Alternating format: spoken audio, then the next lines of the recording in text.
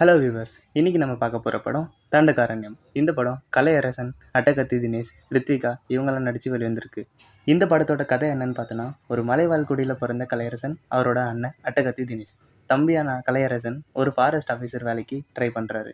ஆனால் சில காரணங்கள்னால அவருக்கு அந்த வேலை கிடைக்காம போயிடுது. அதனால அவர் அதுக்கு வேற ஒரு வழியை கண்டுபிடிச்சி அதன் மூலிமா அந்த வேலைக்கு நுழையலான்னு ட்ரை பண்ணுறாரு.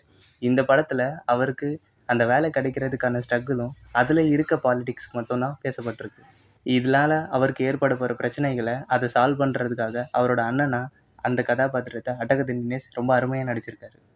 இந்த படத்தை பார்க்கும்போது உங்களுக்கு தமிழில் ஆல்ரெடி வந்த டானாக்காரன், விடுதலை, விசாரணை இந்த மாதிரி படத்தை பார்க்குற ஒரு ஃபீலை உங்களுக்கு கொடுக்கும். உங்களுக்கு அந்த மாதிரி படம் பார்க்குறது ரொம்ப பிடிக்கும்னா இந்த படம் உங்களுக்கு கண்டிப்பாக பிடிக்கும். நீங்கள் ஒரு ஜெனரலான ராம்காம் ஆடியன்ஸாக இருந்தீங்கன்னா இந்த படம் உங்களுக்கு அந்தளவுக்கு சாட்டிஸ்ஃபேக்ஷனாக இருக்காது. இந்த படத்துக்கு சாண்டி சென்சாரில் கிடைக்கிற ரேட்டிங் 3/5. மறக்காமல் சப்ஸ்கிரைப் பண்ணிவிடுங்க.